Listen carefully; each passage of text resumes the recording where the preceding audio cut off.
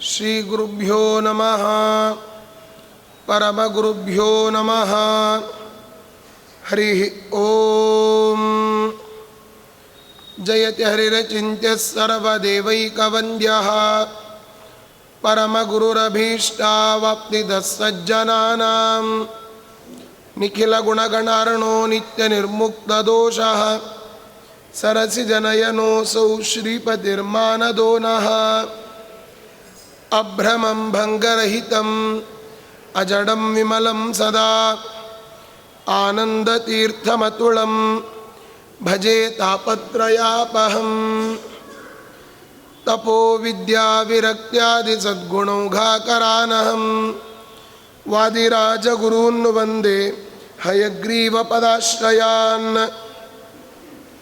ದುರ್ವಾದಿಧ್ವಾಂತರವಯೇ ವೈಷ್ಣವೇಂದೀವರೇಂದವೇ ಶ್ರೀರಾಘವೇಂದ್ರ ಗುರವೇ ನಮೋ ಅತ್ಯಂತದಯಾಲವೇ.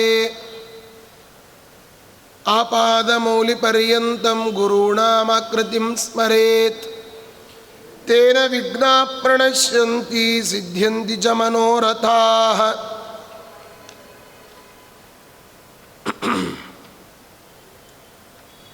ಹರಿವಾಯು ಗುರುಗಳ ಚರಣಾರವಿಂದಗಳಲ್ಲಿ ಭಕ್ತಿಪೂರ್ವಕವಾದ ಶಿರಸಾಷ್ಟಾಂಗ ಪ್ರಣಾಮಾಂಜಲಿಗಳನ್ನು ಸಲ್ಲಿಸಿ,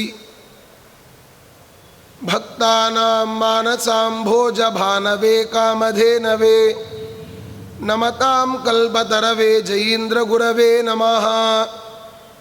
ಗುರುಗಳ ಚರಣಾರವಿಂದಗಳಿಗೂ ಕೂಡ ಅನಂತ ಪ್ರಣಾಮಾಂಜಲಿಗಳನ್ನು ಸಲ್ಲಿಸಿ,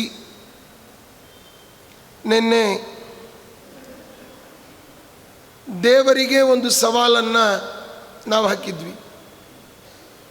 ದೇವರೇ, ನೀನು ನಿಜವಾಗಿಯೂ ಕೂಡ ಎಲ್ಲ ಪಾಪಗಳನ್ನು ನಿವಾರಣೆ ಮಾಡುವ ವ್ಯಕ್ತಿ ಅಂತಾದರೆ ನನ್ನ ಪಾಪಗಳು ಎಷ್ಟಿದ್ದಾವೆ? ಅಗಣಿತ. ಅದನ್ನು ಕೌಂಟ್ ಮಾಡಲಿಕ್ಕೇ ಸಾಧ್ಯ ಇಲ್ಲ. ಒಂದು ವೇಳೆ ನೀ ನಿಜವಾಗಿಯೂ ಕೂಡ ನೀನು ಸರ್ವಶಕ್ತನೇ, ಆದರೆ ನಿನಗೊಂದು ಸವಾಲು. ನೀನೆಷ್ಟು ಅನುಗ್ರಹ ಮಾಡ್ತೀಯೋ ಅದರ 10 ಪಟ್ಟು ಪಾಪಗಳು ನನ್ನಲ್ಲಿದ್ದಾವೆ. ದೋಷಿಗಳೊಳಗೆ ಹಿರಿಯನು ನಾನು, ನೀ ಕರುಣಿಸೋ ಸಿರಿ ವಿಠ್ಠಲ, ನಮ್ಮನ್ನು ಸಾಕೋ ಪಂಢರಿ ವಿಠ್ಠಲ. ನಾವು ಅಪಾರವಾದ ಪಾಪಗಳನ್ನು ಮಾಡ್ತಾ ಇದ್ದೇವೆ. ಅದನ್ನೆಲ್ಲ ನಿನಗೆ ನೀನೇ ಇದನ್ನು ಮಾಡಿಸ್ತಾ ಇದ್ದಿ, ಅಸುರರ ಪ್ರೀತ್ಯರ್ಥವಾಗಿ ಅಂತ ಅದನ್ನೆಲ್ಲ ನೆನ್ನೆ ನೋಡಿದ್ದೇವೆ. ಇನ್ನು ಮುಂದೆ ದಾಸರು ಹೇಳ್ತಾರೆ, ವಿಜೇಂದ್ರ ಸ್ವಾಮಿಗಳು ಹೇಳ್ತಾರೆ, ಯದಿ ಕೃಷ್ಣ ಕದಾಚನಾಪಿ ಪುಣ್ಯಂ ಘಟತೆ ಪಾಪಮಯಸ್ಯ ಮೇಪಿ ತತ್ತು ಪ್ರಬಲಾಗಚಲೈರ್ನಿಹನ್ಯತೆ ವಾ ದುರಿತಧ್ವಂಸಕೃತಾರ್ಥಮೀಶವಾ ಸ್ಯಾತ್. ಈ ನಾನು ಮಾಡುವ ಪಾಪಗಳು ಮೇರು ಪರ್ವತದ ಹಾಗೆ ದೊಡ್ಡ ದೊಡ್ಡ ಪಾಪಗಳು, ಆದರೆ ನಾನು ಮಾಡುವ ಪುಣ್ಯ ಬಹಳ ಅತ್ಯಲ್ಪವಾದ ಪುಣ್ಯ. ಹೀಗಾಗಿ ನನ್ನ ಪಾಪದ ಬೆಟ್ಟಗಳನ್ನು ನಿನ್ನ ಅನುಗ್ರಹದ ಪುಣ್ಯ ಅಂತನ್ನುವ ಬಿಂದು ಎಲ್ಲವನ್ನೂ ತೊಳೆದು ಹಾಕಲಿ ಅಂತ ವಿಜೇಂದ್ರ ಸ್ವಾಮಿಗಳು ಪ್ರಾರ್ಥನೆಯನ್ನು ಮಾಡ್ತಾ ಇದ್ದಾರೆ. ಯದಿ ಕೃಷ್ಣ ಕದಾಚನಾಪಿ ಪುಣ್ಯಂ, ಯಾವಾಗೋ ನಾನು ಸ್ವಲ್ಪ ಪುಣ್ಯವನ್ನು ಮಾಡ್ತೇವೆ. ಯಾವಾಗ ಪುಣ್ಯವನ್ನು ಮಾಡಲಿಕ್ಕೆ ನಮ್ಮ ಹತ್ರ ಸರಿಯಾದ ಸಮಯ ಅಂತ ಇಲ್ಲ. ಪಾಪವನ್ನು ವಿಪುಲವಾಗಿ ಮಾಡ್ತಾನೇ ಇರ್ತೇವೆ. ಪಾಪಗಳು ನಾನ್ ಸ್ಟಾಪ್ ಆಗಿ ನಡೀತಾ ಇರ್ತದೆ. ಪುಣ್ಯ ಯಾವಾಗಲೋ ಒಮ್ಮೆ ನಮ್ಮಿಂದ ಆಗ್ತಾ ಇರ್ತದೆ. ಹೀಗಾಗಿ ಆ ಎಲ್ಲ ಪಾಪಗಳನ್ನು ನೀನೇ ಪರಿಹಾರ ಮಾಡಬೇಕು ಅಂತ ನಿನ್ನೆಲ್ಲ ನಾವು ಸ್ತೋತ್ರ ಮಾಡಿದ್ದನ್ನು ನೋಡಿದ್ದೇವೆ. ಇನ್ನು ಮುಂದೆ ನಮಗೆ ಭಯ, ಆ ಭಯವನ್ನು ಪರಿಹಾರ ಮಾಡಬೇಕು. ಯಾರು? ದಯಮಾಡಿ ಸಲಹಯ್ಯ ಭಯ ನಿವಾರಣನೆ, ಹಯವದನ ನಿನ್ನ ಚರಣ ನಂಬಿದೇನೋ ಜಿಯ. ದೇವರೇ ನಮ್ಮ ಭಯವನ್ನು ಪರಿಹಾರ ಮಾಡಬೇಕು. ಭಯಕೃದ್ ಭಯನಾಶನಃ, ನಮ್ಮ ಭಯವನ್ನು ಉತ್ಪತ್ತಿ ಮಾಡೋನು ಅವನೇ. ಆ ಬಂದ ಭಯವನ್ನು ನಿವಾರಣೆ ಮಾಡೋನು ಕೂಡ ಅವನೇ. ಭಯಕೃತ್ ಭಯನಾಶನಃ ಯುಗಾದಿಕೃತ್ ಯುಗಾವರ್ತಃ, ಎಲ್ಲರ ಭಯವನ್ನು ನಿವಾರಣೆ ಮಾಡಲಿಕ್ಕೆ ಪ್ರತಿ ಯುಗ ಆದಿಕೃತ್ತೂ ಅವನೇ, ಪ್ರತಿ ಯುಗದಲ್ಲಿ ಆವರ್ತನೆಯನ್ನು ಮಾಡ್ತಕ್ಕಂಥವನು ಅವನೇ. ಪ್ರತಿ ಸಂಭವಾಮಿ ಯುಗೆ ಯುಗೆ, ಯಾರು ನನ್ನನ್ನು ಅನನ್ಯವಾಗಿ ಚಿಂತನೆ ಮಾಡ್ತಾರೋ ಅವರನ್ನು ನಾನು ರಕ್ಷಣೆ ಮಾಡ್ತೇನೆ ಅಂತಾನೆ ಪರಮಾತ್ಮ. ಅನನ್ಯಾಶ್ಚಿಂತಯಂತೋ ಮಾಂ ಯೇ ಜನ ಪರ್ಯುಪಾಸತೆ ತೇಷಾಂ ನಿತ್ಯಾಭಿಯುಕ್ತಾನಾಂ ಯೋಗಕ್ಷೇಮಂ ವಹಾಮ್ಯಹಂ. ನೋಡಿ, ಅನನ್ಯವಾಗಿ ದೇವರನ್ನು ಯಾರು ಚಿಂತನೆ ಮಾಡ್ತಾರೋ ಅವರಿಗೆ ಯಾರ ಭಯವೂ ಇಲ್ಲ. ಪುರಂದರದಾಸರು ಹೇಳ್ತಾರೆ, ನಮ್ಮ ಭಾಗ್ಯ ದೊಡ್ಡದೋ ನಿಮ್ಮ ಭಾಗ್ಯ ದೊಡ್ಡದೋ ಸಾಟಿ ಮಾಡಿ ನೋಡುವ ಬನ್ನಿ. ಈಗ ನಿಮ್ಮ ಭಾಗ್ಯ ಲಕ್ಷ್ಮೀದೇವಿ, ನಮ್ಮ ಭಾಗ್ಯ ನಾರಾಯಣ. ನಾರಾಯಣನ ನಾಮಸ್ಮರಣೆ ಮಾಡಿದವರಿಗೆ ಯಾವ ಭಯ ಇಲ್ಲ. ಇವತ್ತು ಮೈತುಂಬ ಆಭರಣವನ್ನು ಹಾಕ್ಕೊಂಡು ಹೋಗ್ತಾ ಇದ್ದರೆ ಕಳ್ಳರು ಕಾಕರ ಭಯ. ನಾರಾಯಣನ ನಾಮಸ್ಮರಣೆ ಮಾಡ್ತಾ ತುಳಸಿ ಮಾಲೆಯನ್ನು ಹಾಕ್ಕೊಂಡವರಿಗೆ ಯಾವ ಭಯ? ಯಾರ ಭಯ ಇಲ್ಲ. ನೋಡಿ, ನಾನು ನನ್ನದು ಅಂತನ್ನೋದು ನಮ್ಮಲ್ಲಿ ಇರೋ ತನಕ ಭಯ ಆಗ್ತಾ ಇರ್ತದೆ, ಬೇಸರ ಆಗ್ತಾ ಇರ್ತದೆ. ಯಾವಾಗ ನಾನು ನನ್ನದು ಇದು ಯಾವುದೂ ನಂದಲ್ಲ ಎಲ್ಲ ದೇವ್ರದು ಅಂತ ಇರ್ತದೋ ಆಗ ನಮಗೆ ಭಯ ಆಗೋದಿಲ್ಲ. ಈಗ ಭಯ ಕಾಡಿನಲ್ಲೇ ಆಗಬೇಕಾಗಿಲ್ಲ. ಭಾಗವತದಲ್ಲಿ ಹೇಳ್ತಾರೆ, ಭಯಂ ಪ್ರಮತ್ತಸ್ಯ ವನೇಶ್ವಭಿ ಸ್ಯಾತ್ ಷಟ್ಸಪತ್ನಃ ಅಂತ ಜಿತೇಂದ್ರಿಯಸ್ಯ ಆತ್ಮರತೇರ್ಬುಧಸ್ಯ ಗೃಹಾಶ್ರಮ ಕಿನ್ನು ಕರೋತ್ಯವದ್ಯಂ ಅಂತ ಅಲ್ಲಿ ಭಾಗವತದಲ್ಲಿ ಹೇಳ್ತಾರೆ. ಈಗ ಕೆಲವರಿಗೆ ಸಂಸಾರ ಭಯ, ನಾನು ಒಮ್ಮೆ ಸನ್ಯಾಸಿಯಾಗಿಬಿಡ್ತೇನೆ ಅಂತ ಸ್ವಾಮಿಗಳಾಗಿಬಿಡ್ತಾರೆ. ಸಂಸಾರಕ್ಕಿಂತಲೂ ಸನ್ಯಾಸ ಕಠಿಣ. ಸಂಸಾರಿ ಆದರೆ ಹಸಿವೆ ಆದರೆ ಯಾವುದೋ ಮಟ್ಟಕ್ಕೆ ಒಂದು ಹಸ್ತೋದಕ್ಕೆ ಬರೆಸಿ ಊಟ ಮಾಡಿ ಕೊನೆಯಲ್ಲಿ ಕುತ್ಕೊಂಡು ಹೋಗ್ಬೋದು. ಸ್ವಾಮಿಗಳು ಹಸ್ತೋದಕ್ಕೆ ಬರೆಸಲಿಕ್ಕಾಗ್ತದೇನು? ಅವ್ರಿಗೆ ಯಾರಾದರೂ ಹಸ್ತೋದಕ್ಕೆ ಕೊಡಬೇಕು. ಒಬ್ಬ ಗೃಹಸ್ಥನಾದವ ಮನೆ ಪಾತ್ರೆ ಪಗಡಗಳನ್ನು ತೊಳ್ಕೊಳ್ಬೋದು. ಆದರೆ ಅವರಿಗೆ ಪಾತ್ರೆ ತೊಳೆಯೋ ಅಧಿಕಾರ ಇಲ್ಲ, ಕಸ ಗುಡಿಸೋ ಅಧಿಕಾರ ಇಲ್ಲ, ಬಾವಿಯಿಂದ ನೀರು ಸೇದಿಕೊಳ್ಳೋ ಅಧಿಕಾರ ಇಲ್ಲ. ಎಷ್ಟು ಕಷ್ಟ ಗೊತ್ತಾ? ಏನೋ 4 ಜನ ಪಾದಪೂಜೆ ಮಾಡಿ ನಮಸ್ಕಾರ ಮಾಡ್ತಾರೆ ಅಂತಂದು ಕೂಡಲೇ ನಾವು ಈ ಬಟ್ಟೆ ಬಿಳಿ ಬಟ್ಟೆ ಬಿಟ್ಟು ಕೆಂಪು ಬಟ್ಟೆ ಉಟ್ಕೊಂಡು ಬಿಡೋಣ ಅಂತ ಉಟ್ಕೊಂಡು ಬಿಡ್ತಾರೆ. ಆಮೇಲೆ ಅನುಭವಿಸೋದು ಅವರೇ, ಬೇರೆ ಯಾರೂ ಇಲ್ಲ. ಸರಿಯಾದ ಸನ್ಯಾಸ ಮಾಡ್ತೀನಿ ಅಂತ ಹೇಳಿದರೆ ಹಾಗೆ ಬೇಕಾದಷ್ಟು ಸ್ವಾಮಿಗಳಿದ್ದಾರೆ. ಹರಿದ್ವಾರದಲ್ಲಿ 10 ರೂಪಾಯಿ ಕೊಡ್ಲಿಕ್ಕೆ ಶುರು ಮಾಡಿ ನಿಮಗೆ ಸಾಕನ್ನೋ ತನಕ ಸ್ವಾಮಿಗಳು ಬರ್ತಾರೆ ಅಲ್ವಾ? ಆ ರೀತಿ ಸನ್ಯಾಸ ಬೇಕಷ್ಟಿದ್ದಾರೆ. ಸನ್ಯಾಸ ಅಂದ್ರೇನು? ಯದಾ ವಿರಕ್ತ ಪುರುಷ ಪ್ರಜಾಯತೆ ತದೈವ ಸನ್ಯಾಸ. ಯಾವಾಗ ಮನುಷ್ಯನಿಗೆ ನಿಜವಾದ ವೈರಾಗ್ಯ ಬರ್ತದೋ ಅದೇ ನಿಜವಾದ ಸನ್ಯಾಸ. ಕೃಷ್ಣ ಗೀತೆಯಲ್ಲಿ ಸನ್ಯಾಸದ ಬಗ್ಗೆ ತುಂಬ ಹೇಳ್ತಾನೆ. ಆದರೆ ಸನ್ಯಾಸ ಯೋಗ ಅಂತಲೇ ಇದೆ, ಕರ್ಮ ಸನ್ಯಾಸ ಯೋಗ ಅಂತ. ನೋಡಿ, ಈ ಸನ್ಯಾಸಿಗಳಾಗಲಿಕ್ಕೆ ವೈರಾಗ್ಯ ಬೇಕು. ಆದರೆ ಇವತ್ತು ಸನ್ಯಾಸಿಗಳಾಗಲಿಕ್ಕೆ ನಾನಾಗ್ತೀನಿ ನೀನಾಗ್ತೀನಿ ಅಂತ ಕಾಂಪಿಟೇಷನ್ನು ಆಸೆ ಆರಂಭ ಆಗ್ತಾ ಇದೆ. ಯಾವ ಜಾಗಕ್ಕೆ ಹೋಗಲಿಕ್ಕೆ ವೈರಾಗ್ಯ ಬೇಕೋ ಅಲ್ಲಿಯೇ ಆಸೆ ಹುಟ್ಕೊಂಡ್ಬಿಟ್ಟಿದೆ. ಹೀಗಾಗಿ ತುಂಬ ಇದು ಭಯವೇ. ಸನ್ಯಾಸಿಗಳಾದರೆ ಒಂದು ಅಡ್ವಾಂಟೇಜ್ ಏನು ಅಂತಂದರೆ ಈ ಯಮನ ವಿಚಾರಣೆ ಇರೋದಿಲ್ಲ, ಈ ದೇವೇಂದ್ರನ ವಿಚಾರಣೆ ಇರ್ತದೆ ಅವರಿಗೆಲ್ಲ. ಅಷ್ಟೇ ಅಡ್ವಾಂಟೇಜ್, ಮತ್ತೇನಿಲ್ಲ. ನಾವು ಪಾಪವನ್ನು ಮಾಡಿದರೂ ಅವರು ಪಾಪ ಮಾಡಿದರೂ ಸಮಾನವೇ. ಆದರೆ ಸ್ವಾಮಿಗಳು ಯತಿ ಸನ್ಯಾಸಾಶ್ರಮ ಅಂತಂದರೆ ಅದರಿಂದಲೇ ಮೋಕ್ಷ ಅಂತ ಇಲ್ಲ. ಆಶ್ರಮಾಣ ಮಹಂ ತುರ್ಯೆ ಅಂತ ಪರಮಾತ್ಮ ಹೇಳಿದ್ದಾನೆ. ಭಯ ನಮಗಾಗ್ತಾ ಇರ್ತದೆ. ಆ ಎಲ್ಲ ಭಯವನ್ನು ನಿವಾರಣೆ ಮಾಡಬೇಕು ಯಾರು ಅಂತಂದರೆ ಭಗವಂತ. ಅದಕ್ಕೆ ಹೇಳ್ತಾರೆ, ತದಿಹೋ ಭಯತಶ್ಚ ಪುಣ್ಯಮೂರ್ತೆ ಸುಕೃತಂ ನೋ ಘಟತೆ ಮನಾಗಪೀಶ ವದಮೇ ಪುರತಸ್ತ್ವತೀವ ಭೀರೋರ್ಭಗವನ್ ಕಾಲ ಭಯಾಪ ಹರ್ತೃಪಾಯಂ. ನಮ್ಮ ಎಲ್ಲ ಭಯವನ್ನು ನಿವಾರಣೆ ಮಾಡತಕ್ಕಂಥವುದು ಭಗವನ್ ನಾಮಸ್ಮರಣೆ. ಆ ಭಯಕ್ಕೆ ಚಿಕಿತ್ಸೆ ಮಾಡಬೇಕು ಯಾರು? ಭಗವಂತ. ನಮಗೆ ಏನೇ ಭಯ ಇರಲಿ, ರಾತ್ರಿ ಮಲಗಿದಾಗ ಕೆಲವರಿಗೆ ಭಯ ಆಗ್ತಾ ಇರ್ತದೆ, ದುಸ್ವಪ್ನಗಳು ಬೀಳ್ತಾ ಇರ್ತದೆ. ಆ ಎಲ್ಲ ಭಯಗಳು ದೂರ ಆಗಬೇಕು ಅಂದರೆ ಏನು ಮಾಡಬೇಕು? ವಿಜಯದಾಸರೇ ಹೇಳಿದ್ದಾರಲ್ಲ, ಸ್ತ್ರೀಯರೆಲ್ಲ ಮಕ್ಕಳೆಲ್ಲ ಏನು ಮಾಡಬೇಕು? ಒಂದು ಕೈಯಲ್ಲಿ ಖಡ್ಗ, ಒಂದು ಕೈಯಲ್ಲಿ ಹಲಗೆ, ಅಂದವಾಗಿ ಪಿಡಿದುಕೊಂಡು ದಿವಾರಾತ್ರಿಯಲ್ಲಿ ಬಂದು ನಿತ್ಯ ಬಾರಾಸನನಾಗಿ ಹಿಂದೆ ಮುಂದೆ ಉಪದ್ರವಾಗದಂತೆ ಇಂದಿರೇ ರಮಣ ಕಾಯುತ್ತಲಿರೆ, ಎನಗಾವ ಬಂಧಕಗಳಿಲ್ಲ ಧನ್ಯ ಧನ್ಯ ಕಂದರ್ಪಣೆಯ ಶ್ರೀ ವಿಜಯ ವಿಠ್ಠಲರೇಯ, ನನಗೆ ಆಪತ್ತುಗಳು ಬರದಿರಲಿ ಅಂತ ದೇವರನ್ನ ಪ್ರಾರ್ಥಿಸಬೇಕು. ಆ ರೀತಿ ಪ್ರಾರ್ಥಿಸಿದಾಗ ಭಯ ಎಲ್ಲ ದೂರ ಆಗ್ತದೆ. ಅಲ್ಲರಿ, ರಾತ್ರಿ ಕೆಟ್ಟ ಕನಸುಗಳು ಬೀಳ್ತಾವಲ್ಲ, ಒಳ್ಳೆಯದೋ ಕೆಟ್ಟದೋ? ಕೆಲವರು ಕೇಳ್ತಿರ್ತಾರೆ. ಕೆಟ್ಟ ಕನಸುಗಳು ಬಿದ್ದರೆ ಅದೇ ಒಳ್ಳೆಯದು, ಒಳ್ಳೆ ಕನಸುಗಳು ಬಿದ್ದರೆ ಅದೇ ಕೆಟ್ಟದು. ಉಲ್ಟಾ ಇಟ್ಕೊಳ್ಬೇಕು ನಾವು. ಇದೇನ್ರಿ ನೀವು ವಿಪರೀತವಾಗಿ ಹೇಳ್ತೀರಿ ಅಂದರೆ, ನಮ್ಮ ದ್ವೈತ ಸಿದ್ಧಾಂತದಲ್ಲಿ ಶ್ರೀಮನ್ ನ್ಯಾಯಸುಧಾದಲ್ಲಿ ಸ್ವಪ್ನಾಧಿಕರಣ ಅಂತಲೇ ಇದೆ. ಸ್ವಪ್ನದ ಬಗ್ಗೆನೇ ವಿಚಾರ ಮಾಡ್ತಾರೆ. ಸ್ವಪ್ನ ಅಂತನ್ನೋದು ಒಂದು ಸತ್ಯ. ಎಲ್ಲರೂ ಹೇಳ್ತಾರೆ ನಾನು ಮನೆ ಕಟ್ಟೋದು ಒಂದು ಕನಸಿನ ಮಾತು ಅಂತ. ಕನಸು ಅಂದರೆ ಸುಳ್ಳು ಅಂತ ಜಗತ್ತಿನಲ್ಲಿದೆ.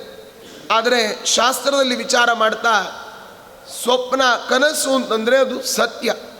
ಯಾಕೆಂದರೆ ನಮಗೆ ಕನಸು ಬೀಳುವ ಕಾಲವೂ ಕೂಡ ಒಂದು ಟೈಮ್ ಇದೆ ಅಲ್ಲ. ಈಗ ನಾವು ಬೆಳಗ್ಗೆ ಒಂದು 3 ಗಂಟೆಗೆ ಬೀಳ್ಬೋದು, 2 ಗಂಟೆಗೆ ಬೀಳ್ಬೋದು, 1 ಗಂಟೆಗೆ ಬೀಳ್ಬೋದು. ಆ ಸಂದರ್ಭದಲ್ಲಿ ನಾವು ಮಲಗಿದ್ದೇವೆ. ಗಡಿಯಾರ ಏನಾದರೂ ನಿಂತಿದೆಯಾ? ಅದು ಓಡ್ತಾನೇ ಇದೆ.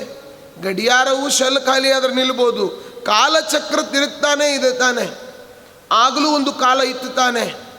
ಆಗ ಒಂದು ಸ್ವಪ್ನದ ಲೋಕವನ್ನು ದೇವರು ಸೃಷ್ಟಿ ಮಾಡಿ ಅದರಲ್ಲಿ ಈ ಕನಸಿನಲ್ಲಿ ನಮಗೆ ಆನೆಯನ್ನು ಜೇಬಿನಲ್ಲಿ ಹಾಕ್ಕೊಂಡು ಕನಸು ಬೀಳುತ್ತದೆ. ನಾವೇ ಸಮುದ್ರದ ಒಳಗಡೆ ಬಿದ್ದ ಕನಸು ಬೀಳುತ್ತದೆ, ಬಾವಿಯಲ್ಲಿ ಬಿದ್ದ ಕನಸು ಬೀಳುತ್ತದೆ, ಮನೆ ಹತ್ತಿ ಉರಿದ ಕನಸು ಬೀಳುತ್ತದೆ. ಕೆಟ್ಟ ಕನಸುಗಳು ರಾತ್ರಿ ಬಿದ್ದರೆ ಅದು ಒಳ್ಳೆಯದು. ಯಾಕೆ ಅಂತಂದರೆ ಆ ಕೆಟ್ಟ ಘಟನೆಯನ್ನು ದೇವರು ಸ್ವಪ್ನದಲ್ಲಿಯೇ ತೋರಿಸಿ ಕಳೆದು ಬಿಡ್ತಾನೆ.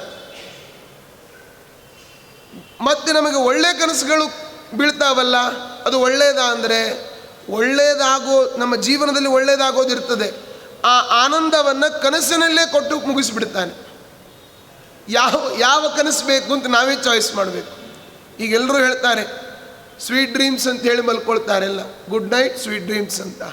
ಸ್ವೀಟ್ ಡ್ರೀಮ್ಸ್ ಬೀಳಬೇಕಾದ್ರೆ ನೋಡಿ, ಸ್ವೀಟ್ ಡ್ರೀಮ್ಸ್ ಬಿದ್ದುಬಿಟ್ರೆ ಕನಸಿನಲ್ಲೇ ಮನೆ ಕಟ್ಟಿದ ಕನಸು, ಗೃಹ ಪ್ರವೇಶ ಮಾಡಿದ್ದು, ಬಂಧುಗಳೆಲ್ಲ ಬಂದು ಊಟ ಮಾಡಿ ಹೋಗಿದ್ದು, ಎದ್ದು ಕೂಡಲೇ ಅಕ್ಕಿ ಡಬ್ಬಿ ಖಾಲಿ. ಇಡೀ ನಿಜ ಜೀವನದಲ್ಲಿ ಕನಸಿನಲ್ಲೇ ಆನಂದವನ್ನು ಕೊಟ್ಟು ಮುಗಿಸಿಬಿಡ್ತಾನೆ. ನಮಗೆ ಅಲ್ಪ ಆನಂದ ಬೇಕೋ ಅಧಿಕ ಆನಂದ ಬೇಕೋ ನಾವೇ ಚಾಯ್ಸ್ ಮಾಡಬೇಕು ಅಲ್ವಾ. ಅದಕ್ಕಾಗಿ ಸ್ವಪ್ನ ಅಂತನ್ನೋದು ಸತ್ಯ. ಆ ಸ್ವಪ್ನದಲ್ಲಿ ಒಳ್ಳೊಳ್ಳೆ ಹಾಗೆ ಅಂತ ದಿನಾ ಕೆಟ್ಟ ಕನಸುಗಳು ಬೀಳಬೇಕು ಅಂತ ಅರ್ಥ ಅಲ್ಲ. ಭಗವಂತನ ಇಚ್ಛೆ, ಕನಸು ಬೀಳಿಸೋನು ಅವನೇ. ನೋಡಿ, ಅನೇಕರು ದೇವರು ಇಲ್ಲ ಇಲ್ಲ ಅಂತ ಹೇಳ್ತಾರೆ. ಹಾಗಾದರೆ ಕನಸು ಬೀಳೋದು ಹೇಗೆ ಹೇಳಿ? ಆ ಕನಸಿನ ಲೋಕವನ್ನು ಸೃಷ್ಟಿ ಮಾಡಬೇಕು, ಅಲ್ಲಿ ವ್ಯಕ್ತಿಗಳನ್ನು ಸೃಷ್ಟಿ ಮಾಡಬೇಕು, ಅಲ್ಲಿ ನಾವು ಮಾತಾಡ್ತೇವೆ, ಕೇಳ್ತೇವೆ, ಎಷ್ಟು ಘಟನೆಗಳು ನಡೀತದೆ ಅಲ್ವಾ. ಅದನ್ನು ಯಾರಾದರೂ ಮಾಡಲಿಕ್ಕೆ ಸಾಧ್ಯನಾ? ಇವತ್ತು ಸುಮ್ಮನೆ ವಾದ ಮಾಡ್ಬೋದು ದೇವರಿಲ್ಲ ಅಂತ. ಯಾರಾದರೂ ಒಬ್ಬರಿಗೆ ಹಾಗೆ ಎಚ್ಚರ ಇದ್ದಾಗ ಒಂದು ಕನಸನ್ನು ತೋರಿಸಲಿ ನೋಡೋಣ, ಆಗ್ತದಾ? ಸಾಧ್ಯ ಇಲ್ಲ. ಹಾಗೆ ನಮಗಾಗುವ ಭಯವನ್ನು ನಿವಾರಣೆ ಮಾಡತಕ್ಕಂಥ ದೇವರು ಯಾರು ಅಂದರೆ ಪರಮಾತ್ಮನೇ. ಎಲ್ಲ ಭಯವನ್ನು ಭಯವ ನಿವಾರಣವನ್ನು ಮಾಡತಕ್ಕಂಥವನು ಯಾರು ಅಂದರೆ ಪರಮಾತ್ಮನೇ. ಭಯವಾಗುತ್ತಿದೆ ನನಗೆ, ನೀನೇ ಎಲ್ಲವನ್ನೂ ಕೂಡ ಭಯಕೃತ್ ಭಯನಾಶನ ಅಂತ ಹೇಳ್ತಾರೆ. ನಮ್ಮ ಹೆದರಿಕೆಯನ್ನು ಓಡಿಸಬೇಕು ಆ ದೇವರೇ. ನಾನು ನನ್ನದು ಅಂತನ್ನೋ ತನಕ ನಮ್ಮಲ್ಲಿ ಭಯ ಇರ್ತದೆ. ಪುರಂದರದಾಸರ ಕಥೆ ಪ್ರಸಿದ್ಧ, ನಮಗೆಲ್ಲ ಗೊತ್ತಿದೆ. ಪುರಂದರದಾಸರ ಕಥೆಯಲ್ಲಿ ಅವರ ಹೆಂಡತಿ ಎಲ್ಲವನ್ನೂ ಕೃಷ್ಣಾರ್ಪಣ ಅಂತ ಹೇಳಿ ದಾಸರು ಹೊರಟಾಗ ಕೊನೆಗೆ ಅವಳು ಹೋಗ್ತಾ ಇದ್ದಾಳೆ ಎಲ್ಲವನ್ನೂ ಕೃಷ್ಣಾರ್ಪಣ ಅಂದು. ಆಗ ಅವಳಿಗೆ ಸ್ವಲ್ಪ ಯಾಕೋ ಹೆದರಿಕೆ ಆಗ್ತಾ ಇದೆ ಎಂದ್ಲಂತೆ. ಅದಕ್ಕೆ ಪುರಂದರದಾಸರು ಕೇಳ್ತಾರೆ, ಚೀಲದಲ್ಲಿ ಏನು ಇಟ್ಕೊಂಡಿದ್ದಿ ಅಂತ. ಎಲ್ಲ ಕೃಷ್ಣಾರ್ಪಣ ಅಂದಿದ್ಲು. ಒಂದು ಬಂಗಾರದ ಲೋಟೆ ನೀರು ಕುಡಿಲಿಕ್ಕಿದ್ರೆ ಇರಲಿ ಅಂತ ಪಾತ್ರೆಯನ್ನು ಇಟ್ಕೊಂಡಿದ್ರಂತೆ. ಅದನ್ನು ಒಂದು ಎಸೆದು ಬಿಡು, ಯಾವ ಭಯ ಇಲ್ಲ ಅಂತ ಹೇಳಿದರು. ಎಸೆದ ಮೇಲೆ ಯಾವ ಭಯವೇ ಇಲ್ಲಂತೆ. ಹಾಗೆ ಇವತ್ತು ನಾನು ನನ್ನದು ಅಂತನ್ನುವಂತಹ ಅಹಂಕಾರ ಮಮಕಾರ ಇರೋ ತನಕ ನಮಗೆ ದುಃಖ ಭಯ ಇದೆಲ್ಲ ಆಗ್ತಾ ಇರ್ತದೆ. ನಾವು ನೋಡಿ, ಮನುಷ್ಯನಾಗಿ ಹುಟ್ಟಿದ ಮೇಲೆ ಕರ್ತವ್ಯವನ್ನು ಮಾಡಬೇಕು. ಆದರೆ ಅದಕ್ಕೆ ನಾವು ಜೋತು ಬೀಳಬಾರ್ದು ಅಲ್ವಾ. ಇವತ್ತು ನೋಡಿ, ನಾವು ಮಕ್ಕಳೆಲ್ಲ ಇರ್ತಾರೆ, ತಂದೆ ತಾಯಿಗಳಿರ್ತಾರೆ, ಅವರಿಗೆಲ್ಲ ನಾವು ಏನು ಮಾಡಬೇಕು? ಓದಿಸ್ಬೇಕು, ಕರ್ತವ್ಯ ಮಕ್ಕಳಿಗೆ. ತಂದೆ ತಾಯಿಗಳಿಗೆ ಅನಾರೋಗ್ಯ, ಮಾತ್ರೆಯನ್ನು ತಂದು ಕೊಡಬೇಕು, ಆಸ್ಪತ್ರೆಗೆ ತೋರಿಸ್ಬೇಕು. ಇನ್ನು ಅತಿ ತೀರಾ ರೋಗ ಉಲ್ಬಣ ಆಗ್ಲಿಕ್ಕೆ ಶುರು ಆಯಿತು ಅಂದರೆ ನಾವೇನು ಮಾಡಲಿಕ್ಕೆ ಸಾಧ್ಯ? ಕರ್ತವ್ಯವನ್ನು ಪ್ರತಿಯೊಬ್ಬ ವ್ಯಕ್ತಿ ಮಾಡಬೇಕು, ಆದರೆ ಅಟ್ಯಾಚ್ಮೆಂಟನ್ನು ಬಿಡಬೇಕು. ಈಗ ಲೋಕದಲ್ಲಿ ಎಷ್ಟು ಸಾವುಗಳಾಗ್ತದೆ, ಎಷ್ಟು ಜನನಗಳಾಗ್ತವೆ, ಎಷ್ಟು ಜನ ಹುಟ್ಟುತ್ತಾರೆ, ಎಷ್ಟು ಜನ ಸಾಯ್ತಾರೆ. ನಾವು ಯಾರಾದರೂ ತಲೆ ಕೆಡಿಸ್ಕೊಳ್ತೀವ? ಲೋಕದಲ್ಲಿ ಹೋಗಲಿ, ಇಲ್ಲೇ ಬೆಂಗಳೂರಿನಲ್ಲಿ ಮೊನ್ನೆ ಹೋದ ವಾರ ಆ ಬೆಳ್ಳಂದೂರು ಕ್ರಾಸ್ ಹತ್ರ ಇಡೀ ಬಿಲ್ಡಿಂಗೇ ಉರುಳಿ ಬಿಡ್ತು. ಪಾಪ ಚಿಕ್ಕ ಚಿಕ್ಕ ಮಕ್ಕಳು ಎಲ್ಲರದ್ದು ವಯಸ್ಸಾದವರು ಎಷ್ಟೋ ಜನ ತೀರ್ಕೊಂಡ್ರು. ನಾವೇನಾದರೂ ಅಂದ್ಕೊಂಡ್ವಾ? ಅಯ್ಯೋ ಬಿಲ್ಡಿಂಗ್ ಬಿತ್ತಂತೆ, ಹೋಗಲಿ ಬಿಡಿ ನಮ್ಮನೆ ಗಟ್ಟಿ ಇದೆಯಲ್ಲ ಅಂತ ಒಮ್ಮೆ ನೋಡ್ಕೊಂಡ್ಬಿಡ್ತಾರಷ್ಟೇ ಅಲ್ವಾ. ಯಾಕೆ ಅಂದರೆ ನಮಗಲ್ಲಿ ಅಭಿಮಾನ ಇಲ್ಲ. ನಮ್ಮ ಮನೆ ಬಾಗಿಲೊಂಚೂರು ಕರ್ರ ಅಂತಂದರೆ ಅಯ್ಯೋ ನಮ್ಮ ಮನೆ ಬಾಗಿಲು ಕರ್ರಂತ ಇದೆ ಅಂತ ಅಭಿಮಾನ.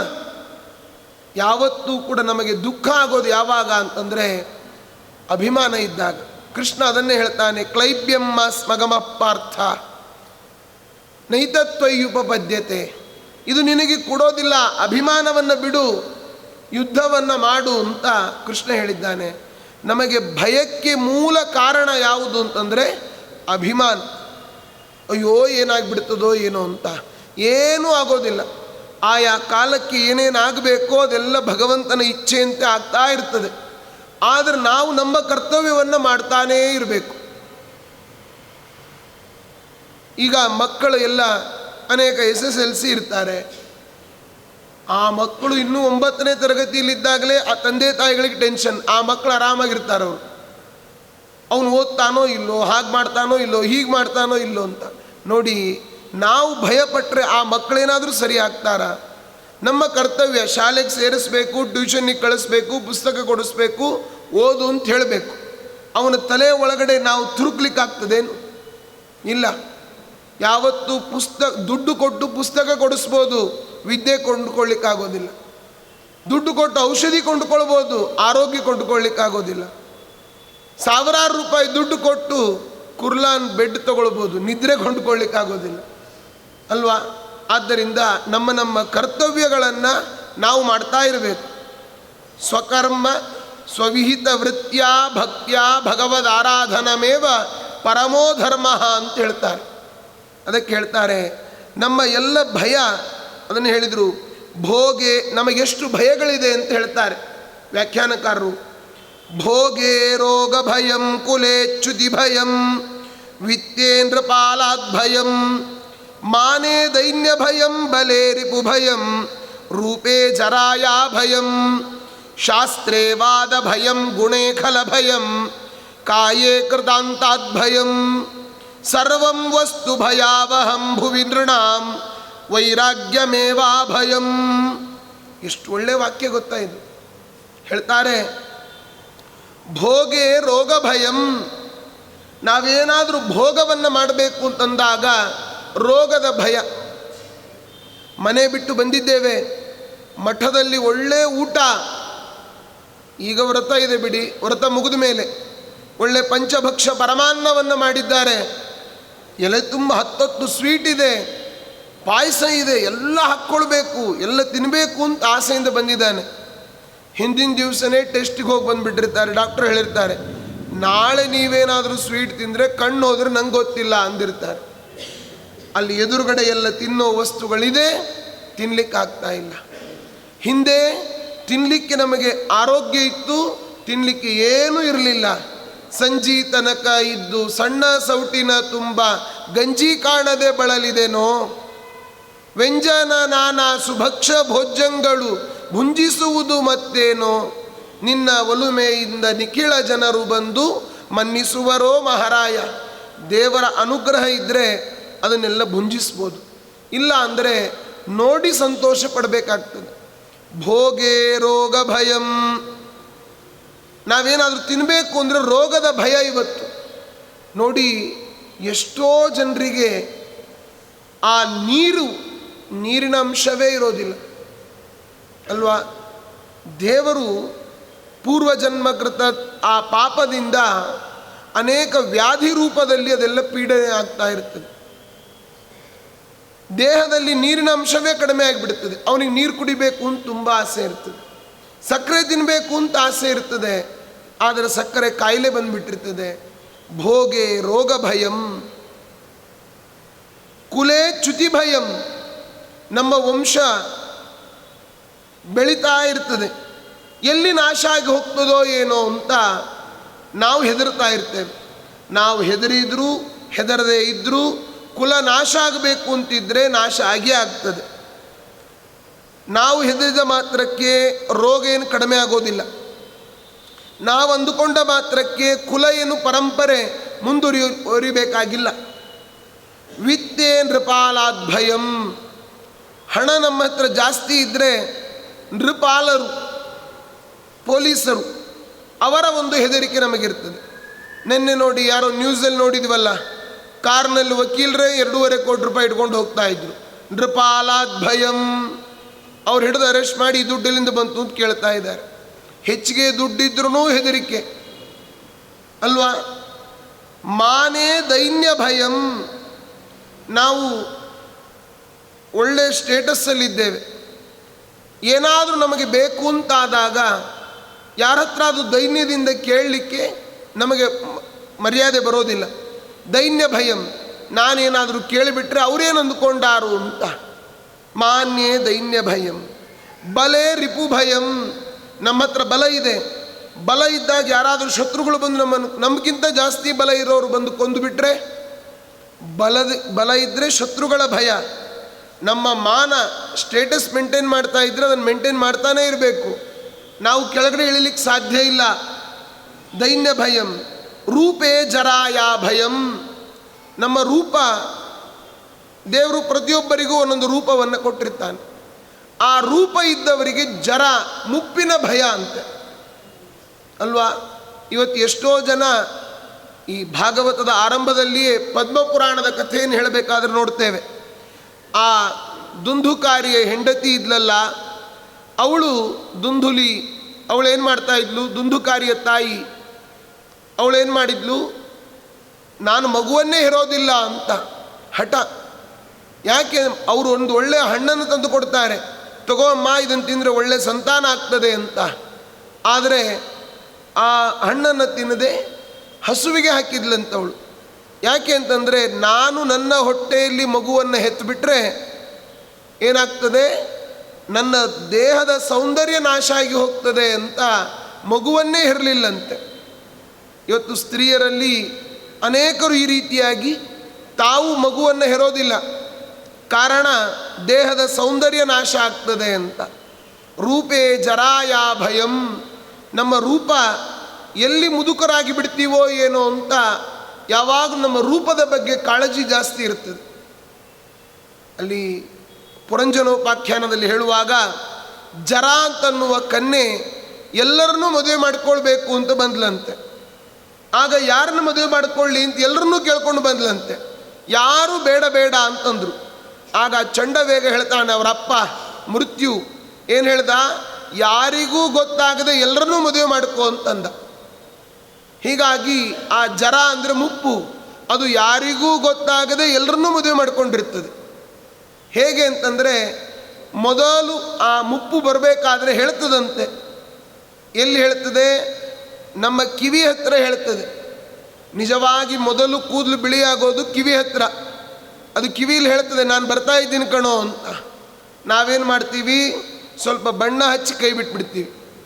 ನೀನು ಇನ್ನೂ ಬಂದೇ ಇಲ್ಲ ಅಂತ. ಕೂದಲು ಬೆಳ್ಳಗಾಗಿರ್ತದೆ, ಆದರೂ ಬಣ್ಣವನ್ನು ಹಚ್ಚಿ ನಾವು ಇನ್ನೂ ಹೆಂಗಿದ್ದೀವಿ ಅಂತ ತೋರಿಸ್ಕೊಳ್ತೇವೆ.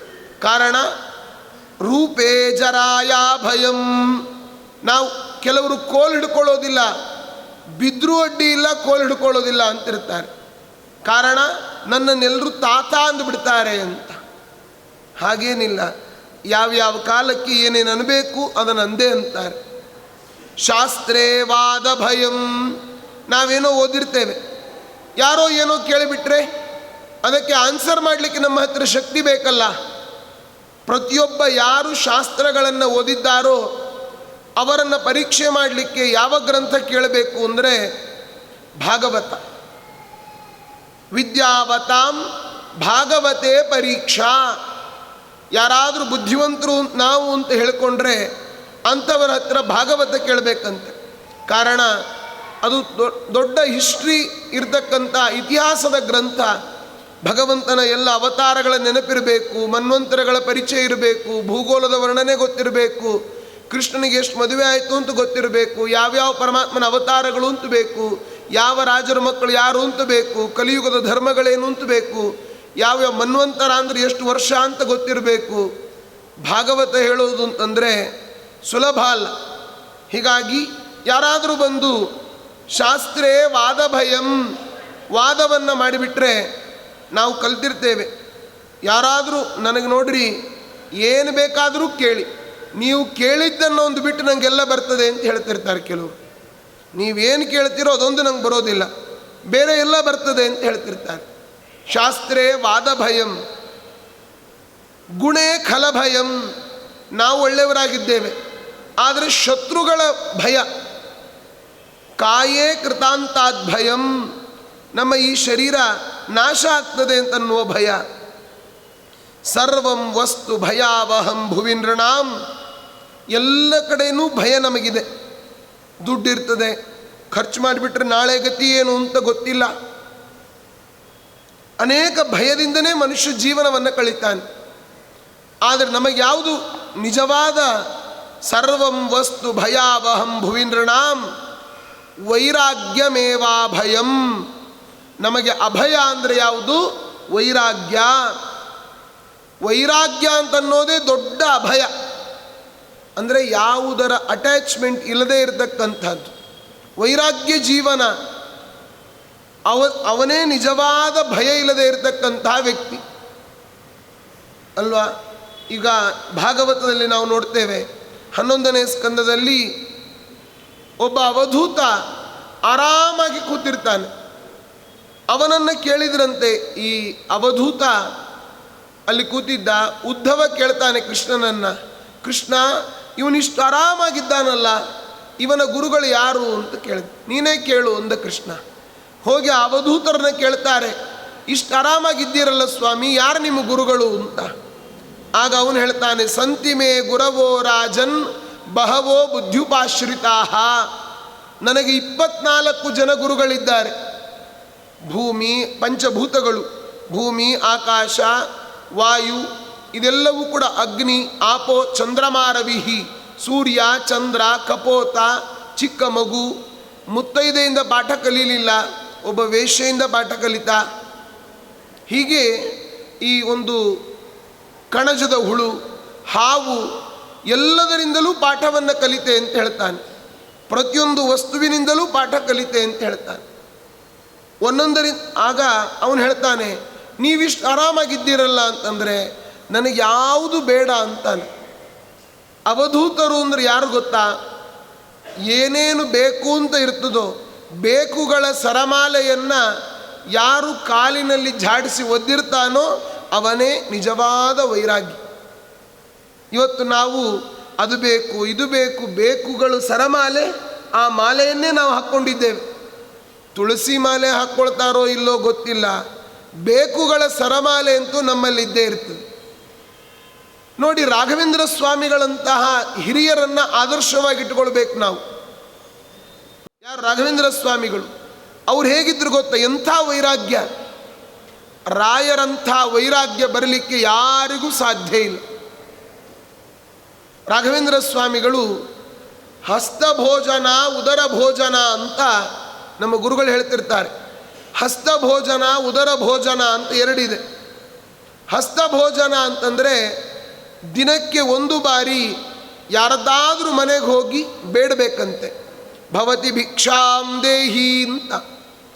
ಆಗ ಅವತ್ತಿನ ದಿವಸ ಮೊದಲ ಮನೆಯವರು ಯಾರು ನಮ್ಮ ಕೈಗೆ ಭಿಕ್ಷೆ ಹಾಕ್ತಾರೋ ಅದನ್ನು ಮಾತ್ರ ಮನೆಗೆ ತಂದು ಅಡುಗೆ ಮಾಡಿ ದೇವರಿಗೆ ಅರ್ಪಿಸಿ ನಾವು ಊಟ ಮಾಡೋದು ಹಸ್ತಭೋಜನ. ಉದರ ಭೋಜನ ಅಂತ ಇನ್ನೊಂದಿದೆ. ಉದರ ಭೋಜನ ಅಂತಂದರೆ ಹೊಟ್ಟೆ ತುಂಬ ಊಟ ಮಾಡೋದು ಅಂತ ಅರ್ಥ ಅಲ್ಲ. ಮತ್ತೇನು, ಯಾರ ಬಳಿಯಲ್ಲಿಯೂ ಬೇಡಲಿಕ್ಕೆ ಹೋಗಲಿಕ್ಕಿಲ್ಲೇ ಇಲ್ಲ. ಪ್ರತಿನಿತ್ಯದಲ್ಲಿ ಪಾಠ ಪ್ರವಚನವನ್ನು ಮಾಡಿಕೊಂಡು ಮನೆಯಲ್ಲಿ ಇರಬೇಕು. ಆ ಮಾಡಿಕೊಂಡಿದ್ದಾಗ ಯಾರಾದರೂ ಇವರು ಉಪವಾಸ ಇದ್ದಾರೆ ಅಂತ ತಿಳ್ಕೊಂಡು ಅವರೇ ಸ್ವಯಂ ಪ್ರೇರಿತರಾಗಿ ಮನೆಗೆ ಬಂದು ಅಕ್ಕಿ ಬೇಳೆಯನ್ನು ಕೊಟ್ಟರೆ ಅದನ್ನು ತಗೊಂಡು ಅಡುಗೆ ಮಾಡಿಕೊಳ್ಳೋದು, ಇದು ಉದರ ಭೋಜನ. ರಾಘವೇಂದ್ರ ಸ್ವಾಮಿಗಳು ಪೂರ್ವಾಶ್ರಮದಲ್ಲಿ ಬಡವರು ಅಂತ ಎಲ್ರಿಗೂ ಗೊತ್ತಿತ್ತು. ಒಂದೇ ದಿವಸಕ್ಕೆ ತುಂಬ ಜನ ಬಂದು ಅಕ್ಕಿ ಬೇಳೆ ಎಲ್ಲ ಕೊಡ್ತಿದ್ರಂತೆ. ಕೊಟ್ಟರೆ ರಾಘವೇಂದ್ರ ಸ್ವಾಮಿಗಳು ಮೊದಲು ಯಾರು ತಂದು ಕೊಟ್ಟಿರ್ತಿದ್ರೋ ಅದನ್ನು ತೆಗೆದಿಟ್ಟುಕೊಂಡು ಮಿಕ್ಕಿದ್ದನ್ನೆಲ್ಲ ವಾಪಸ್ ಕಳಿಸ್ತಾ ಇದ್ರಂತೆ. ಯಾರೋ ಬೈದ್ರಂತೆ, ಅಲ್ಲರಿ ಯಾಕೆ ಆ ರೀತಿ ಮಾಡ್ತೀರಿ, ನಾಳೆಗೆ ಬರ್ತದೆ ತೆಗೆದಿಟ್ಟುಕೊಳ್ರಿ ಅಂತ ಹೇಳ್ತಿದ್ರಂತೆ. ಇಲ್ಲ, ನನ್ನ ರೀತಿ ಉಪವಾಸ ಇರತಕ್ಕಂತಹ ಅನೇಕರಿದ್ದಾರೆ. ನಾನು ನಾಳೆಗೆ ಬೇಕು ಅಂತ ಸ್ಟೋರ್ ಮಾಡಿ ತೆಗೆದಿಟ್ಕೊಂಡು ಬಿಟ್ಟರೆ ಇನ್ನೊಬ್ಬರ ಅನ್ನವನ್ನು ನಾನು ಕಸ್ಕೊಂಡ ಹಾಗೆ, ಅದು ಬೇಡ ಅಂತ ಕಳಿಸ್ಬಿಡ್ತಿದ್ರಂತೆ. ನಾಳೆಗೆ ಮತ್ತೆ ದೇವರು ಯಾರಲ್ಲಿ ಪ್ರೇರಣೆ ಮಾಡ್ತಾನೋ ಮಾಡಲಿ ಅಂತ. ಇಂಥ ಔದಾರ್ಯ, ಇಂಥ ವೈರಾಗ್ಯ ಯಾರಿಗಾದರೂ ಬರಲಿಕ್ಕೆ ಸಾಧ್ಯನಾ? ಇವತ್ತು ನಮಗೆ ಏಕಾದಶಿ ತಂದು ಕೊಟ್ಟರೆ 2 ಚೀಲ ಗಾಡೀಲಿ ಹಾಕ್ಕೊಂಡು ಹೋಗ್ಲಿಕ್ಕಾಗೋದಿಲ್ಲ, ಆಟೋ ಮಾಡಿಯಾದರೂ ಹಾಕ್ಕೊಂಡು ಹೋಗ್ತೇವೆ. ಯಾಕೆ ಅಂತಂದರೆ ನಾಳೆಗಿರಲಿ, 15 ದಿವಸಕ್ಕಿರಲಿ, 1 ತಿಂಗಳಿಗಿರಲಿ, ಏನಾದರೂ ಮಾಡೋಣ ಅಂತ. ಆದರೆ ರಾಯರಿಂದ ನಾವು ಕಲಿಬೇಕಾದದ್ದು ವೈರಾಗ್ಯ. ಎಂಥ ವೈರಾಗ್ಯ, ಔದಾರ್ಯ. ರಾಘವೇಂದ್ರ ಸ್ವಾಮಿಗಳ ಔದಾರ್ಯ ಯಾರಿಗೆ ಬರ್ತದೆ ಇವತ್ತು? ಚಿನ್ನೆ ವಸ್ತ್ರೆ ಭಿನ್ನ ಪಾನೀಯ ಪಾತ್ರೆ. ಮನೆಯಲ್ಲಿ ಹರಕಲು ಬಟ್ಟೆ, ಆ ತುಂಡಾದ ತೂತಾದ ಪಾತ್ರೆಗಳು, ಆ ಪಾತ್ರೆಗಳನ್ನು ಕದ್ಕೊಂಡು ಹೋಗಿದ್ರಂತೆ ಕಳ್ಳರು ಪಾಪ. ಆಗ ರಾಯರೇನಂದ್ರು ಗೊತ್ತಾ? ಅಯ್ಯೋ, ನನ್ನ ಈ ದರಿದ್ರನ ಮನೆಯ ದರಿದ್ರ ತಗೊಂಡು ಹೋಗಿದ್ದಾರಲ್ಲ ಪಾಪ, ಅವರು ಅಡುಗೆ ಮಾಡ್ಕೊಳ್ಬೇಕಾದ್ರೆ ಎಷ್ಟು ಕಷ್ಟ ಆಗಿರ್ಬೋದು. ನನ್ನ ಮನೆ ಪಾತ್ರೆ ಒಳಗಡೆ ನೀರು ಹಾಕಿದರೆ ಒಲೆನೇ ಆರಿ ಹೋಗ್ತದೆ. ಅಂಥ ಪಾತ್ರೆ ತಗೊಂಡು ಹೋಗಿದ್ದಾರೆ ಪಾಪ. ನನ್ನ ಮನೆಯಲ್ಲಿ ಒಳ್ಳೆ ಪಾತ್ರೆಗಳಿದ್ದಿದ್ರೆ ಒಳ್ಳೆಯದನ್ನು ಅವರು ಕದ್ಕೊಂಡು ಹೋಗ್ಬೋದಾಗಿತ್ತು. ಕಳ್ಳರು ಅಡುಗೆ ಮಾಡ್ಕೊಳ್ಳಿಕ್ಕೆ ಎಷ್ಟು ಕಷ್ಟಪಡ್ತಾ ಇದ್ದಾರೋ ಏನೋ ಅಂತ ಅವರು ಕಳ್ಳರ ಮೇಲೆ ಕರುಣೆ ಅಂತ ರಾಯರಿಗೆ. ನೋಡಿ, ಈ ರೀತಿಯಾದ ಕರುಣೆ ಯಾರಿಗಾದರೂ ಇದೆಯಾ? ಹೊರಗಡೆ ಚಪ್ಪಲಿ ಬಿಟ್ಟು ಬಂದಿರ್ತೇವೆ, ಈ ಕಡೆ ಇದ್ದದ್ದು ಆ ಕಡೆಗೆ ಸ್ವಲ್ಪ ಸರಿದ್ರೆ ನಮಗೆ ಭಾರೀ ಕೋಪ. ಇಲ್ಲಿ ಬಿಟ್ಟಿದ್ವಿ, ಯಾರು ಈ ಕಡೆ ಸರಿಸಿದ್ರು ಅವ್ರು ಕಾಲು ಮುರಿದು ಹೋಗಲಿ ಅಂತಂತೇವೆ. ಕದ್ಕೊಂಡು ಹೋಗಿಲ್ಲ, ಇನ್ನೂ ಸ್ವಲ್ಪ ಜಾಗ ಆ ಕಡೆಯಿಂದ ಈ ಕಡೆ ಆದ್ರೇ ಕೋಪ. ಕದ್ಕೊಂಡು ಹೋದ್ರಂತೂ ಕೃಷ್ಣಾರ್ಪಣ ಸಹಸ್ರನಾಮಾವಳಿ ಆಗ್ತಾ ಇರ್ತದೆ. ಆದರೆ ನಮ್ಮ ಏನಾದರೂ ವಸ್ತುಗಳು ಕಳೆದು ಹೋದರೆ ನಮ್ಮ ಪ್ರಾರಬ್ಧಗಳು ಕಳೀತು ಅಂತ ನಾವು ತಿಳ್ಕೊಳ್ಬೇಕು. ಯಾರಿಗೂ ಶಾಪಾದಿಗಳನ್ನು ಹಾಕಬಾರ್ದು. ಯಾಕೆ? ನಮಗೆ ಶಾಪ ಕೊಟ್ಟರೆ ಅಲ್ಪ ಸ್ವಲ್ಪ ಮಾಡಿದ ಪುಣ್ಯವೂ ಕೊಚ್ಕೊಂಡು ಹೋಗ್ತದೆ. ಆದ್ದರಿಂದ ನಾವು ಮಾಡೋದೇ ಅಲ್ಪ. ಸುಕೃತಂ ತಿಲ ಮಾತ್ರ ತುಲ್ಯಮೀಶ ಕ್ರಿಯತೆ ನೈವ ಮಯೈಕ ವತ್ಸರೇಪಿ. ವರ್ಷಕ್ಕೊಂದು 7 ಕಾಳಷ್ಟು ಪುಣ್ಯ ಇಲ್ಲ. ಶಾಪಗಳನ್ನು ಮಾತ್ರ ಹಾಕ್ತಾನೇ ಇರ್ತೇವೆ. ಪ್ರತಿಯೊಬ್ಬರಿಗೂ ಶಾಪ ಹಾಕೋದು ಅದು ಕೆಲವರಿಗೆ ಅಭ್ಯಾಸವೇ ಆಗಿಬಿಟ್ಟಿರ್ತದೆ. ಆದ್ದರಿಂದ ನಾವು ವೈರಾಗ್ಯಮೇವಾಭಯಂ, ವೈರಾಗ್ಯದ ಜೀವನ ಏನಿದೆ ಅದೇ ನಿಜವಾದ ಅಭಯ. ಅಭಯಂ ಸತ್ವ ಸಂಶುದ್ಧಿ. ಕೃಷ್ಣ ಗೀತೆಯಲ್ಲಿ ಹೇಳ್ತಾನೆ, ನಾವು ನಿರ್ಭೀತರಾಗಿ ಇರ್ತಕ್ಕಂಥದ್ದು ಯಾವಾಗ ಅಂತಂದರೆ ವೈರಾಗ್ಯವನ್ನು ತಾಳಬೇಕಂತೆ. ವೈರಾಗ್ಯ ಇವತ್ತು ನಮಗೆ ಬರೋದಿಲ್ಲ. ಯಾಕೆ ಅಂತಂದರೆ ದಾಸರು ಒಂದು ಕಡೆ ಚೆನ್ನಾಗಿ ಹೇಳ್ತಾರೆ, ಬೇಡುವರೋ ಸುಖ ಬೇಡರೋ ಕಷ್ಟವ ಮಾಡಲರಿಯರಿದ ರೂಪಾಯವ. ಬೇಡುವರೋ ಸುಖ ಬೇಡರೋ ಕಷ್ಟವ. ದೇವರಲ್ಲಿ ಯಾರಾದರೂ ಕಷ್ಟವನ್ನು ಕೇಳ್ತಾರ? ಪ್ರತಿಯೊಬ್ಬರೂ ನಾವು ಸ್ವಾರ್ಥಿಗಳು, ಸುಖವನ್ನೇ ಕೇಳ್ತೇವೆ. ಆದರೆ ನಾವು ದೇವರಿಗೆ ಮಾಡೋದೇನು? ಏನೂ ಮಾಡೋದಿಲ್ಲ. ಆದರೆ ದೇವರು ನಮಗೆಲ್ಲ ಕೊಡಬೇಕು.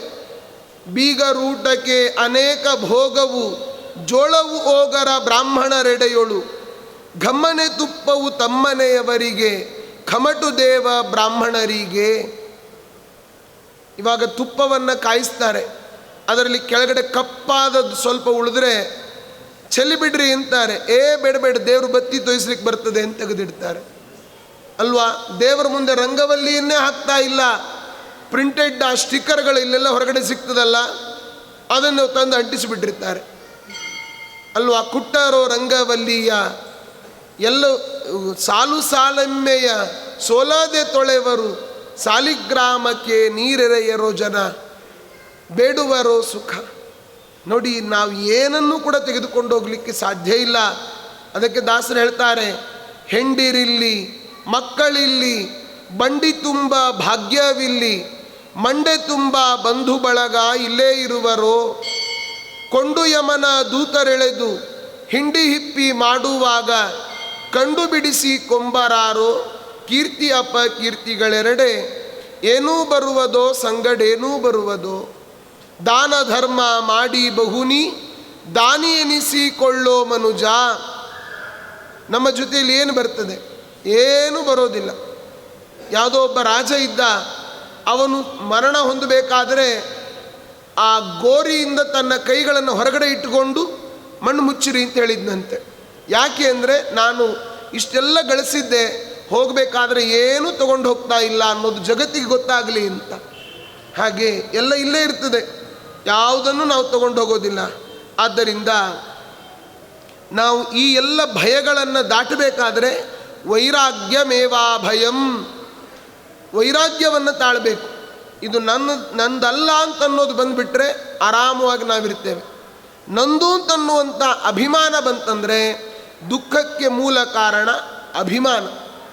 ಮಾತ್ರ ಸ್ಪರ್ಶಾಸ್ತು ಕೌಂತೆಯ ಶೀತೋಷ್ಣ ಸುಖ ದುಃಖದಾಹ, ಆಗಮಾಪಾಯಿನೋ ನಿತ್ಯ ತಾಂತಿ ದೀಕ್ಷಸ್ವ ಭಾರತ.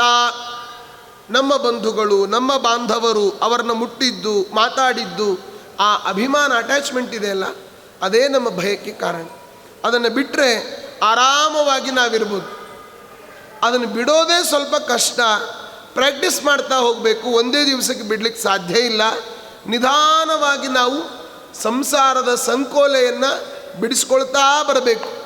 ದೇವರ ಕಡೆ ನಮ್ಮ ಮುಖ, ನಮ್ಮ ಗಮನ, ನಮ್ಮ ಆ್ಯಕ್ಟಿವಿಟೀಸ್ ಎಲ್ಲವೂ ಕೂಡ ದೇವರ ಕಡೆಗೆ ಜಾಸ್ತಿ ಆದಾಗ ಈ ಉಳಿದದ್ದೆಲ್ಲ ಬಿಡ್ತಾ ಹೋಗ್ತದೆ.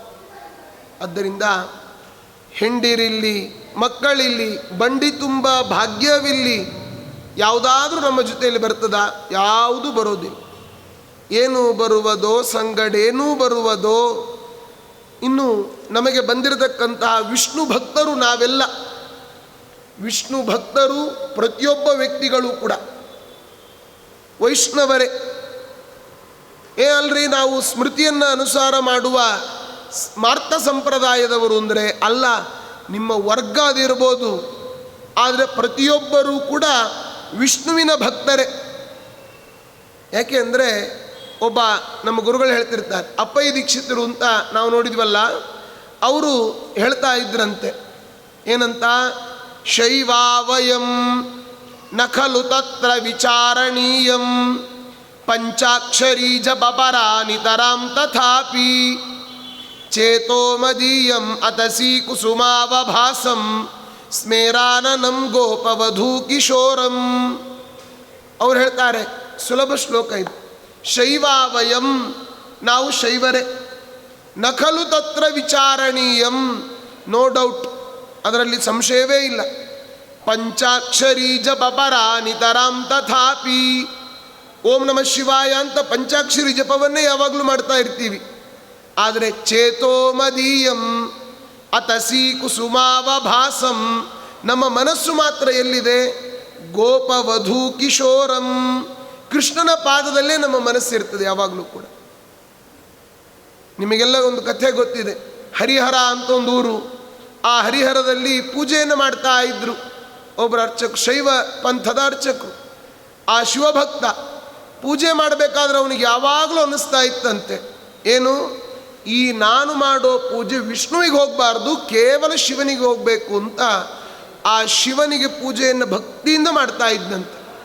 ಅಭಿಷೇಕ ಮಾಡಿದರೂ ಶಿವನಿಗೆ ಮಾತ್ರ, ಬಿಲ್ವಪತ್ರ ಇಟ್ಟರು ಶಿವನಿಗೆ ಮಾತ್ರ, ಎಲ್ಲವನ್ನೂ ಕೂಡ ಇದು ವಿಷ್ಣುವಿಗೆ ಹೋಗಬಾರ್ದು, ವಿಷ್ಣುವಿಗೆ ಹೋಗಬಾರ್ದು, ವಿಷ್ಣುವಿಗೆ ಹೋಗಬಾರ್ದು ಅಂತ ಪೂಜೆ ಮಾಡ್ತಾ ಇದ್ದ. ಕೊನೆಗೆ ಧೂಪಾರ್ತಿ ಮಾಡಬೇಕಾದ್ರೆ ಸಮಸ್ಯೆ ಆಯ್ತಂತೆ. ಎರಡು ಮೂಗು ಅಕ್ಕಪಕ್ಕದಲ್ಲೇ ಇದೆ, ಇದು ವಿಷ್ಣುವಿನ ಮೂಗು, ಇದು ಶಿವನ ಮೂಗು.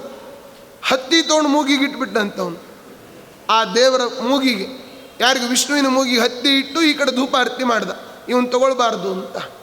ಆ ಪೂಜೆ ಎಲ್ಲ ಮುಗೀತು, ನಮಸ್ಕಾರ ಮಾಡಿ ಎದ್ದ, ವಿಷ್ಣುವೇ ಪ್ರತ್ಯಕ್ಷ ಆಗಿಬಿಟ್ನಂತೆ. ಕೇಳಿದ್ದಂತೆ ಆ ಪೂಜಾರಪ್ಪ ಕೇಳ್ತಾನೆ, ಅಲ್ಲ ನಾನು ಪೂಜೆ ಮಾಡಿದ್ದು ರುದ್ರದೇವರನ್ನ, ಶಿವನನ್ನು, ನೀನು ಯಾಕೆ ಬಂದಿ ಅಂತ ಕೇಳಿದ್ದಂತೆ. ಅದಕ್ಕೆ ಮಹಾವಿಷ್ಣು ಹೇಳ್ದ, ನೀನಿಡೀ ಮಾಡಿದ್ದು ಶಿವನ ಪೂಜೆ ಇರ್ಬೋದು, ಆದರೆ ಸ್ಮರಣೆ ಮಾಡಿದ್ದು ನನ್ನನ್ನು. ಇದು ವಿಷ್ಣುವಿಗೆ ಅಭಿಷೇಕ ಆಗಬಾರ್ದು, ವಿಷ್ಣುವಿಗೆ ಹೂ ಹಾಕಬಾರ್ದು, ವಿಷ್ಣುವಿಗೆ ಪತ್ರೆ ಹಾಕಬಾರ್ದು, ವಿಷ್ಣುವಿಗೆ ಧೂಪ ಹೋಗಬಾರ್ದು ಅಂತ ನಿರಂತರ ಸ್ಮರಣೆ ನಂದಿತ್ತಲ್ಲ, ಆದ್ದರಿಂದಲೇ ನಾನೇ ಬಂದೆ ಅಂತ ಹೇಳಿದ್ದಂತೆ ಪರಮಾತ್ಮ ಅಲ್ವಾ. ನೋಡಿ, ಅದನ್ನೇ ಈ ಸಿದ್ಧಾಂತವನ್ನೇ ಪ್ರಧಾನಮಂತ್ರಿಗಳು ಯೂಸ್ ಮಾಡ್ಕೊಂಡು ಏನು ಮಾಡಿದರು, ಈ ಬಾರಿ ಮೋದಿ ಇವರು ಬರೋದಿಲ್ಲ ಬರೋದಿಲ್ಲ ಬರೋದಿಲ್ಲ, ಅವ್ರು ಗೆಲ್ಲೋದಿಲ್ಲ ಅಂತ ಹೇಳಿ ಅವರೇ ಪ್ರಚಾರ ಮಾಡ್ಕೊಂಡ್ಬಿಟ್ರು. ಉಳಿದವರು ಆಟೋಮೆಟಿಕ್ಲಿ ಪ್ರಚಾರ ಸಿಕ್ತಲ್ವ. ನೋಡಿ, ಇದನ್ನು ಯಾವತ್ತು ಯಥಾ ರಾಜ ತಥಾ ಪ್ರಜಾ. ಇವತ್ತು ನಿಜವಾಗಿ ಪ್ರಧಾನಮಂತ್ರಿಗಳನ್ನ ಪ್ರಶಂಸೆ ಮಾಡಬೇಕು ನಾವೆಲ್ಲ. ವಿದೇಶಕ್ಕೆ ಹೋದರೂ ಅವರವರ ಲ್ಯಾಂಗ್ವೇಜ್ನಲ್ಲಿ ಭಗವದ್ಗೀತೆಯನ್ನು ಕೊಡ್ತಾ ಇದ್ದಾರೆ.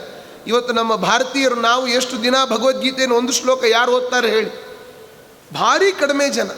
ಯಾರ ಮನೆಯಲ್ಲಿ ಭಗವದ್ಗೀತೆ ಪುಸ್ತಕ ಎಷ್ಟೋ ಜನರ ಮನೆಯಲ್ಲಿ ಇಲ್ಲೇ ಇಲ್ಲ. ನಮ್ಮ ಇಡೀ ಸಿದ್ಧಾಂತ ಭಗವದ್ಗೀತೆ, ಬೇರೆ ಯಾವುದೂ ಬೇಡ.